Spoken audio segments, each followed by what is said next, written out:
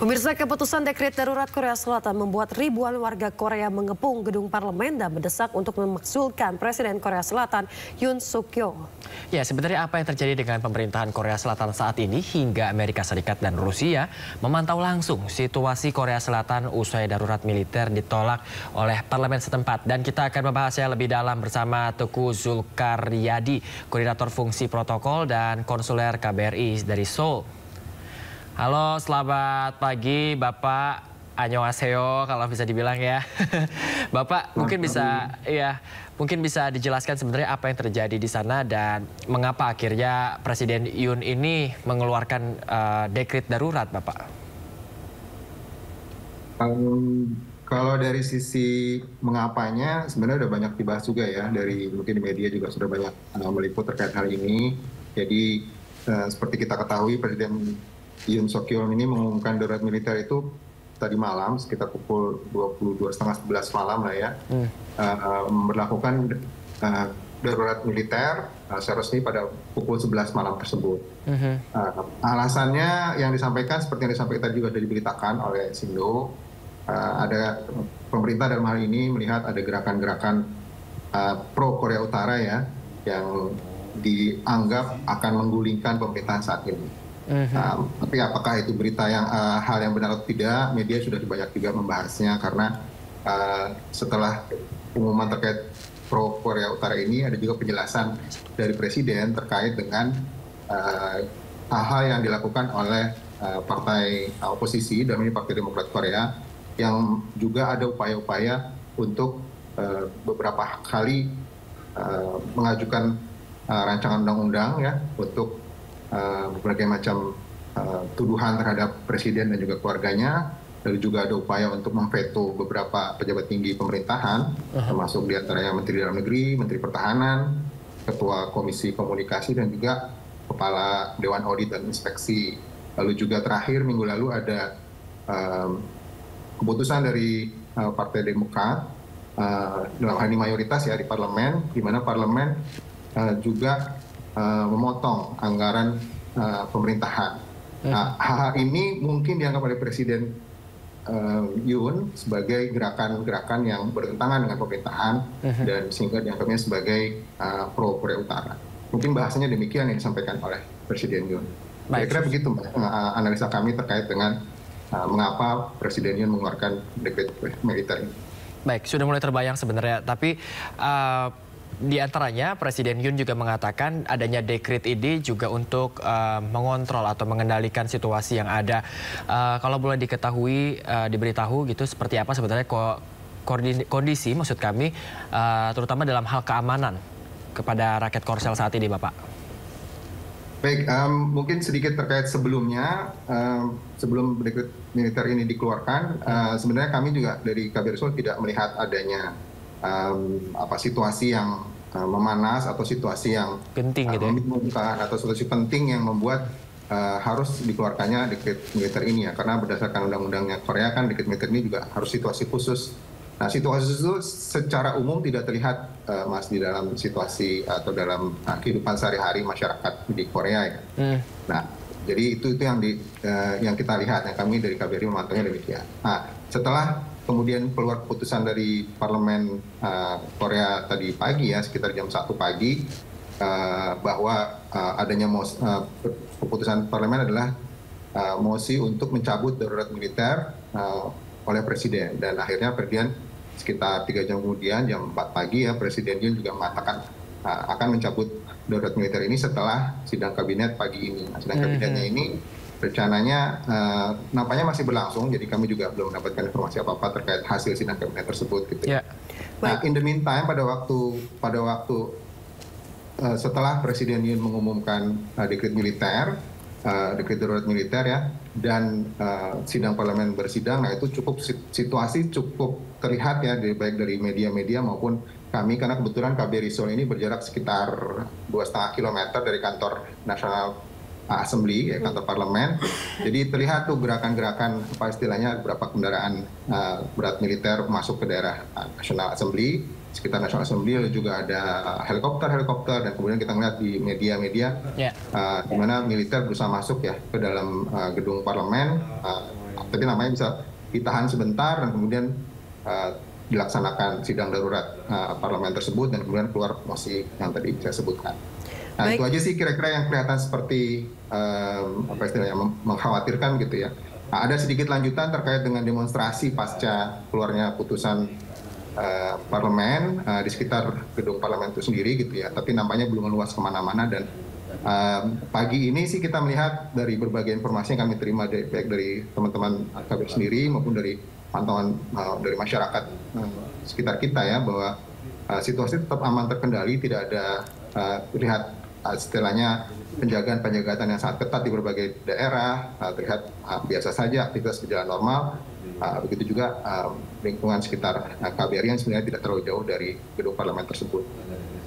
Baik Pak Zulkaryadi, lantas bagaimana terkait dengan perlindungan WNI yang berada di Korsel saat ini? Apakah dengan situasi saat ini perlu dievakuasi begitu atau seperti apa?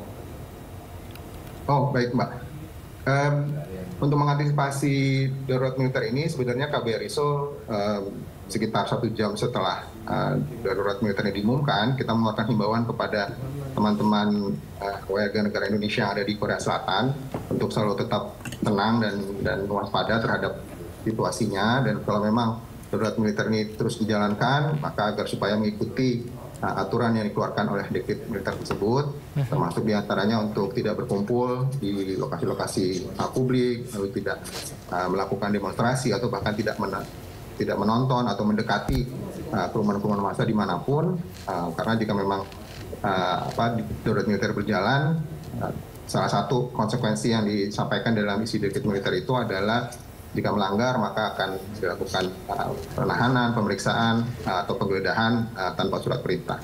Jadi itu yang langkah pertama yang kami lakukan di KBRI, mengeluarkan himbauan tersebut. Lalu pagi ini kami juga mengeluarkan himbauan berikutnya setelah memantau situasi mulai dari sejak Presiden Yoon juga menyampaikan akan mencabut larangan mencabut darurat militer tersebut.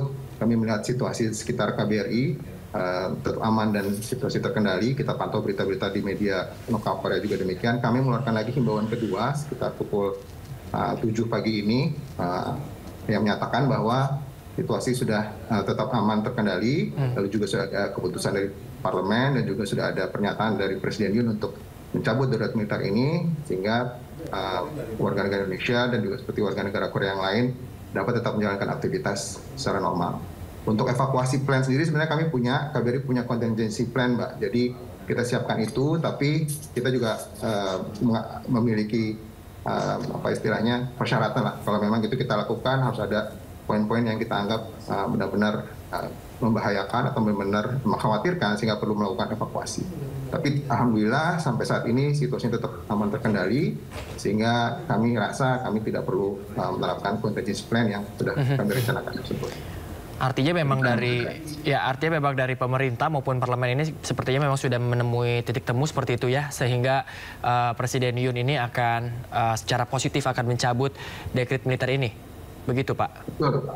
Betul, Mas. Jadi berdasarkan Undang-Undang Korea, jika dekret militer yang disampaikan oleh Presiden tidak disetujui oleh sebagian besar parlemen, atau parlemen memiliki keputusan yang disepakati atau disetujui oleh sebagian besar parlemen, dalam hal ini memang sudah lebih dari 50% ya parlemen yang kebetulan hadir pada malam tadi dan kemudian mengambil keputusan. Jadi kalau memang parlemen tidak setuju atas dekret militer ini, Presiden wajib untuk mencabut darurat militernya.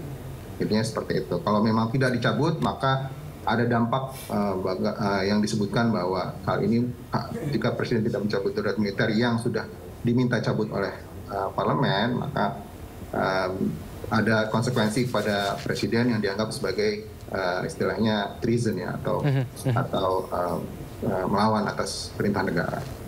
Ya, Pak, ini juga adalah dekret militer yang dikeluarkan setelah, kalau tidak salah, sekitar 37 tahun terakhir dekret militer sebelumnya dikeluarkan. Ini apa, lalu kira-kira seperti apa pandangan dari warga Korea Selatan terkait dekret militer ini, Pak? Ya, betul Mas. Jadi sekitar ada yang bilang sekitar 38 tahun yang lalu, ada yang bilang sekitar 40 tahun yang lalu gitu ya. Jadi, tapi yang kita ingat terakhir memang darurat militer ini diterapkan pada saat terjadi peralihan dari pemerintahan berbasis militer sebelumnya kemudian ke arah pemerintahan demokrasi gitu, atau awal tahun 80-an gitu ya.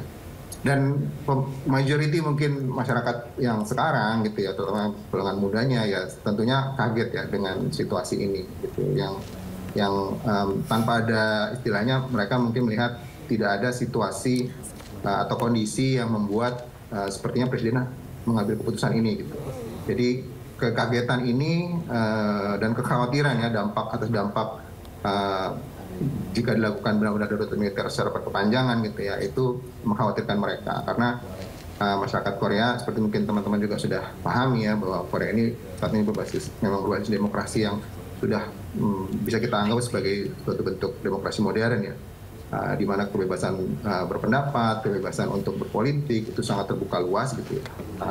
Kenapa bisa kejadian seperti ini? Artinya kenapa Presiden bisa mengambil keputusan yang sangat tidak populer dan sangat istilahnya bahkan di dalam demokrasi Korea ya tadi sejak peralihan dari pemerintahan militer pemerintahan demokrasi itu belum pernah dilakukan, baru diambil sekarang gitu setelah 40 tahun. Jadi tentunya kekagetan ini muncul Mas, dan itu terlihat di dalam berbagai macam komentar yang muncul di media-media baik media resmi online Korea maupun juga di media sosial yang ada yang kita pantau juga dari berbagai macam informasi resmi yang kita lihat. Baik, terakhir Pak Zulkaryadi, apakah ada kemungkinan terkait dengan situasi di Korea akan kembali memanas atau seperti apa? Dan apa imbauan yang diberikan oleh pihak terutama WNI yang ada di sana ya? Ada di sana kepada para WNI yang ada di Korea? Kita masih memantau perkembangan situasinya, Mas dan Mbak ya, karena tadi kita masih menunggu hasil sidang kabinet, kita lihat seperti apa gitu ya. Walaupun udah mulai muncul nih beberapa kali, barusan tadi sebelum kita mulai wawancara ini saya udah melihat nampaknya akan ada beberapa pejabat tinggi pemerintah yang mengundurkan diri, yang mungkin membackup keputusan Presiden sebelumnya gitu ya. Tapi kita lihat dulu seperti apa. Kalau memang Presiden Yoon akan mencabut darurat militer ini, ya tentunya situasi akan ya insya Allah tetap aman dan terkendali. Gitu. Hanya mungkin dampaknya kepada beliau sendiri, kepada Presiden. Gitu. Ini yang kita belum tahu. Juga sudah mulai ada kelihatan gerakan-gerakan dari partai oposisi, ya, Partai Demokrat Korea untuk menggalang motion untuk mengimpeach ya, atau memakzulkan Presiden Yoon. Itu sudah mulai terlihat juga di beberapa pantauan media kita pagi ini. Tapi kita belum tahu apakah itu akan benar-benar terjadi atau tidak. Yang kalau kita yang benar-benar kita khawatirkan adalah kalau misalnya Presiden Yoon ternyata menolak mencabut darurat militernya, maka berarti sudah bertentangan dengan putusan parlemen. Nah ini yang kita khawatirkan karena kita belum tahu militer itu akan berada di belakang siapa ya. Tentunya kalau dari sekarang di bawah Presiden. Nah, mudah-mudahan ini tidak terjadi Mas. Mudah-mudahan semua tetap aman dan terkendali. Baik. Ya himbauan kami tetap kepada masyarakat Indonesia di Korea untuk tetap tenang, tetap menjalankan kehidupannya dengan baik dan tenang, tetapi tetap waspada untuk memantau perkembangan berita terkait dengan situasi ini. Demikian Mas. Baik, yang pastinya ini keputusan yang baru saja dikeluarkan oleh Presiden Yoon ini bukan hanya mengagetkan warga Korea Selatan saja, tapi juga kami yang ada di Indonesia, terutama kami di redaksi Indonesia, juga pastinya kaget akan hal ini. Dan kita harapkan nantinya ini bisa segera menemukan titik temunya dan akhirnya kondisi di Korea Selatan ini bisa segera mendingin. Betul sekali, kondusif, dan tentunya semua warga Indonesia di sana juga dalam kondisi aman dan sehat. Terima kasih banyak Koordinator Fungsi Protokol dan Konsuler KBRI Seoul, Bapak Teguh Zulkaryadi atas waktunya. Bapak, selamat pagi, salam sehat, dan selamat kembali beraktivitas Bapak.